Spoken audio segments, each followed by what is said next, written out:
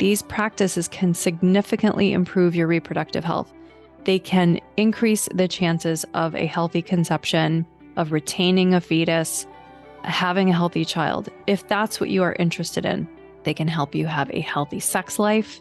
They can help you preserve your fertility if you are holding off on having kids for now. I'm Heather Grzych, and this is the Wisdom of the Body podcast. This podcast explores the idea of body intelligence as the real key to learning the knowledge of life, or what we call Ayurveda in the ancient language of Sanskrit. We do that by connecting with today's creative leaders and experts who will help you listen to your body, trust your gut, and live in deeper harmony with nature. Come join me as we unlock the golden door to clear, direct perception and become very deep listeners. You can find the Wisdom of the Body podcast on Apple, Spotify, and Stitcher. You can also follow us by joining my email at heathergrzych.com or on Instagram at heathergrzych. I know you're going to love this podcast, so take a second right now to subscribe. Welcome to another episode of our wellness podcast, The Wisdom of the Body. Today, we're going to explore the profound benefits that yoga and Ayurveda can have on fertility. In recent years, more and more couples have been turning to these ancient practices to support their journey toward parenthood. And lots of single people are as well, not just people who are in a couple. So grab a comfortable seat and get ready to dive deep into the world of yoga and Ayurveda as we explore why they are vital for fertility. First, I want you to picture something. A human animal is living in a community of other humans where they feel safe and full of life, full of vibrancy and passion coursing through them. This human animal is at a wild celebration or some kind of exciting event and becomes attracted to another human and feels immediately safe and vulnerable with this person. The two of them find themselves in a place alone, and they are overcome by passion and intimacy. They don't think about the consequences. They just feel. They don't know where they end and the other begins. It's as if their bodies are actually just one body. Their cells, fluids, caresses, sounds, heartbeats, and breaths are shared between the bodies. And let's say that if you're the woman, you were ovulating at this time. Now, I want you to ask yourself, as you're picturing this scene, what are all the things that are coming into your mind as this story is going forward? How are you embellishing it? How are you reacting to it? Does it seem likely? What are the issues with it? What are the risks and the potential consequences? What are the benefits of a situation like this?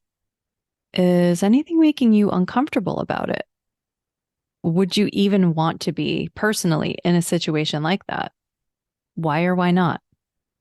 Your answers to these questions will tell you all about your values and your challenges with sex, with intimacy, closeness, boundaries, and even your fertility. I just told a story, but your mind likely started adding on to it as it was being told. And these key questions I've just asked you will point to the right place for you to understand where you've layered onto it at the level of mind and body. One of the things I help people do in my Ayurveda practice is to explore when your layering on can potentially get in the way of your fertility. And at the same time, where fertility challenges may impact your relationship with sex. Fertility is not just a physical thing. Sex is not just a physical thing. It's mind, body, and spirit. So before we delve into the specifics, let's take a moment to understand what fertility is and why couples sometimes face challenges when they're trying to conceive. Fertility is actually referring to the potential or ability to reproduce and conceive offspring. So it's about this state of being. It's a state of being. It's a condition that you're in. And various factors such as stress or hormonal imbalances, lifestyle choices, environmental toxicity, even trauma, or your age can impact your fertility. And if you haven't already heard, the fertility issues have been significantly increasing for both men and women in this modern world. With these challenges in mind, it becomes crucial to explore more holistic approaches like yoga and Ayurveda for enhancing fertility. I wrote all about this in my book, The Ayurvedic Guide to Fertility, but today I want to focus a little bit more on yoga as well for fertility. One of the key philosophies underlying yoga and Ayurveda is this understanding of the mind-body connection. Both practices emphasize the importance of balancing the physical, mental, and emotional aspects of our well-being. So when it comes to fertility, it's well known that stress and anxiety can negatively affect reproductive health. Yoga provides a comprehensive approach to manage stress levels through the asanas or the postures or breathing techniques or meditation. And these can significantly improve general health and then hormonal imbalance and increase fertility because it's all connected. My clients have experienced this and so have I. The first time I ever had a 28-day menstrual cycle was when I was away in a foreign country in Costa Rica doing a yoga teacher training in my early 30s. Doing yoga multiple times a day, I was meditating, I was crying and doing lots of emotional processing, eating a low sugar vegetarian diet, which was different than I had used to. And I had never considered myself fat, but I had lost 8 pounds in a month. So I really lightened up during this time. And it was interesting to me that those were the conditions that led to me having a healthier menstrual cycle. So it really got my attention that these conditions were the ones in which my menstrual cycle improved, because at the time I had been trying to get pregnant and it wasn't happening.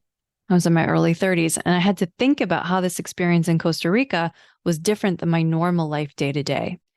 What was this secret recipe in which my mind, my body, and my spirit were more cosmically aligned? And this is what I love helping other people find.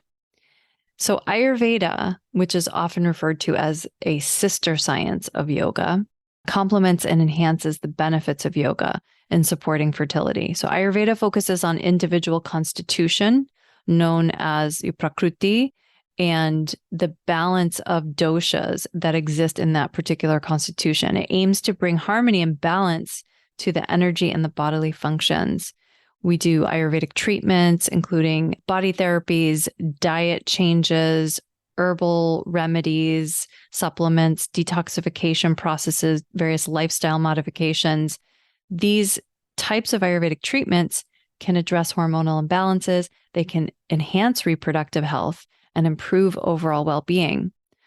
All this sounds pretty physical, I know, and it is, but what you realize when you experience Ayurveda is that the condition of your body actually affects your mind. And the condition of your body will drive your desires.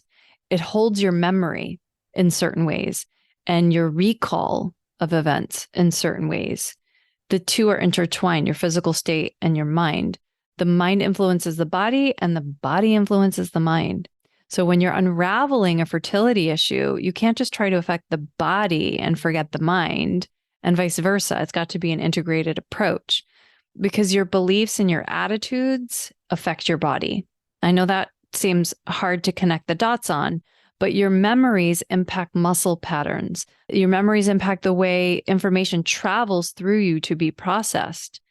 So again, it all must be integrated in order to really, really, really work and stick. Now, we can impact the body through yoga. So let's think about some specific yoga practices that can foster fertility. Yoga postures like Setu Bandhasana, or the bridge pose, or Viparita Karani when you do legs up the wall, Baddha Konasana, the butterfly pose when you're lying on your back. All of these poses have the ability to reposition your reproductive organs. All of these poses have the ability to modify your blood flow to a specific area and possibly even shift your hormone levels. Going upside down, for example, would bring more blood to your head, but if you're doing lots of standing poses, you're going to have more blood flow coming into the pelvic area. Same thing with like forward bends. You're going to have more downward moving energy coming into the pelvic area. Yoga can help unwind muscle tension. You have muscles in all the areas of your body. In fact, your uterus is a muscle and the penis is a muscle. I mean, there's muscles everywhere, literally. So yoga can help unwind the muscle tension that may be inhibiting some physiological function, including your reproductive function. So it's not just about having like tight shoulders and tight glutes and hips and hip flexors and all this stuff. You can actually stretch other areas of your body as well to reposition the way that the organs are settling. And additionally, practices like pranayama, breathing practices, or yoga nidra, which, is a deep relaxation type of technique, or even meditation, all these kinds of things can also reduce stress and promote a more positive mindset, which is necessary for you to make changes that will enhance your fertility. Even the temperature of the room that you're in when you practice yoga is going to affect your body differently. And there are different body types, right? So we have cooler body types will have better circulation in a warm room. So maybe heated yoga might be a good idea for certain people. Or even the music of a yoga class will impact us, like the rate of the beat or the pitch, the quality of the instruments. So some instruments are very smooth, some are very screechy, watery, some are very rough, and all of these different characteristics will vibrate through our bodies differently and have a different effect. So what we add to our yoga, not just the poses, but the breathing, but the sort of environmental effects of what's around us coming in through our senses will also affect how the practice is impacting our body and our fertility and our general well-being and mindset. So before I go into the specific strategies for improving fertility, I want to touch upon, for Ayurveda, there is a concept of what leads to fertility, what leads to optimum fertility. It's outlined in the ancient Ayurvedic texts. I refer to it as the Four Fertility Factors of Ayurveda in my book. And it's important that you understand these factors before you get into the weeds of trying to improve your fertility, because this is the big picture of it. And you need to understand the big picture regardless of whether you try a natural approach like to your fertility, like Ayurveda, or if you choose a medical path, say you end up doing egg freezing and going down the path of getting IVF and all that stuff. You really do need to understand the big picture. And to do that, we have to answer two questions. The first one is, why am I not fertile? And also, why does my sexual energy not feel balanced? These two are related in Ayurveda. Fertility and sexual energy and functioning are intertwined. And the mind, body, and the spirit, and health history, and age, and your values, and the environment that you're in are all factors. In some yoga practices, sex is not, encouraged for people, right? So when you're talking about Ayurveda, we're really looking at more of a biological mind, body, spirit effect. Like we're not trying to transcend certain animal desires that we have as humans. It's part of it as well. So with the four fertility factors that come from the Ayurvedic lineage, you need to think about plants and animals. How do they reproduce? Like it's much simpler than we make it. They don't have like sex shops with dildos. They don't have birth control. They don't have all this, like these embellishments of sexual reproduction. It's complicated with humans because we have these complicated minds. We have society. We have all kinds of things that distract us from our raw animal sensory experience. The four fertility factors tell us how fertility and sexual functioning works in its raw form, not that unlike how the plants and the animals reproduce. So it's actually a gardening metaphor, and it's really cool. So the first of the four fertility factors is the seed. So I'm going to talk about the seed, the season, the field, and the water. Okay, it's a whole gardening reference here. The seed. So we've got seeds. Females got the oocytes, the males got the sperm. So we've got egg and sperm. We have them being stored in different places in the body in different rates. They're available at different times of life. They're released at different times that are driven out by different conditions, and they have certain qualities to them. Each seed has its own nature because it was all created in slightly different moments of time. And whenever you have any variable, something is going to be different. So we have seeds and they're being released at different rates and at different times. You want to have healthy seed. You want to store your seeds in a healthy container. Today, we have a lot of people getting their eggs frozen, right? So they're storing their seeds in a freezer somewhere, but you're storing your seeds in you all the time. So we do in Ayurveda is we make sure that the storage container, i.e. your body, is in good condition to take care of those seeds. So you've got this seed, it gets released. Maybe you've got two seeds that join together, and then you have the season that all of this is going to happen in. Because we know that people are not fertile all the time. There are certain phases of life where people are meant for reproduction. There are certain phases of the month where a female's body is prepared to conceive a child, for example. And our bodies are going to be different in each season. So certain body types are going to have their fertility more optimal in spring, and other body types are going to have more optimal fertility in fall. And it's going to be really different for each constitutional type.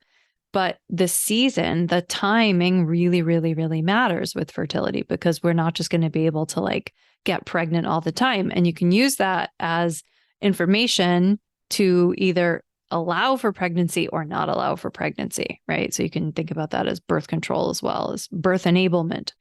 So we've got the seed and the season, and then we have the field. So all of this is taking place within a field. The seed gets released in a season at a certain time. And you have this field that is taking place in, and this is the reproductive organs, and you have the reproductive organs in the larger body, and this larger body lives in a house with people, and it lives in a town that has certain kinds of stuff in the air, and it has this kind of job that has this kind of stress.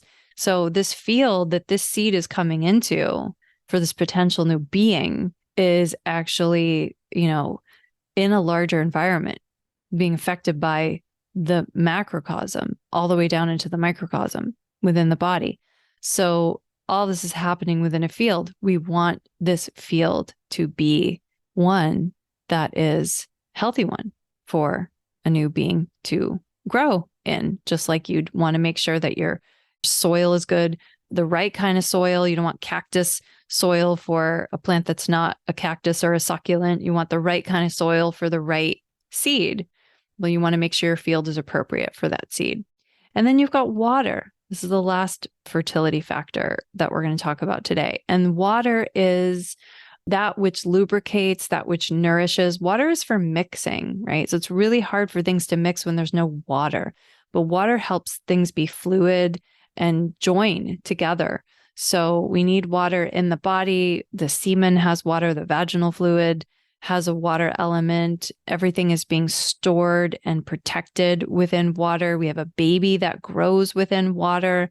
Water in the sexual sense connotes that there is sexual attraction. When there is a lack thereof water, then we would say that there is a lack thereof of that sexual attraction, which you want if you're going to try to conceive a child. So we've got these 4 fertility factors. And I think when you break it down like this is how the animals outside know when it's time. They're feeling creatures. They're not thinking creatures. They're not plotting. They're not saying, I need to have $200,000 in the bank before I have a child. They're literally feeling. They're feeling the temperature. They're smelling. They're using all their senses. So these principles in Ayurveda, they offer numerous strategies for promoting stronger fertility. For example, if you have depleted individuals, you would want to have a balanced diet, rich in fertility boosting foods like ghee and almonds and saffron. All these can support that reproductive health in a depleted person. Or Ayurvedic herbs like shatavari or ashwagandha and many others, which are renowned for their ability to balance hormones, improve the reproductive function, and increase fertility. Ayurvedic therapies like abhyanga, the self-massage, or basti, which is the herbal enema, they can also play a vital role in optimizing fertility in a depleted person. Again, these are all recommended in cases where reproductive tissues and functions are depleted, but that may not be the case for you, right? Again, come back to your body type. Fasting or other lightening or depleting therapies might actually be recommended for individuals who are not depleted, who may have extra stuff in their bodies clogging things up, bogging them down, creating toxicity and inflammation. And sometimes parts of you, and another example, sometimes parts of you are depleted because all of you is depleted, right? But sometimes parts of you are depleted because they are blocked. And that's a different problem altogether, because some areas might be getting nourishment, but other parts of you are not because they're getting blocked.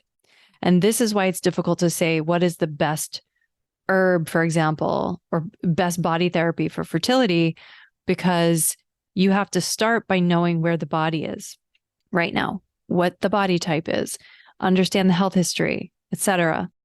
Ayurveda is not a one-size-fits-all type of thing. That's why it's so effective.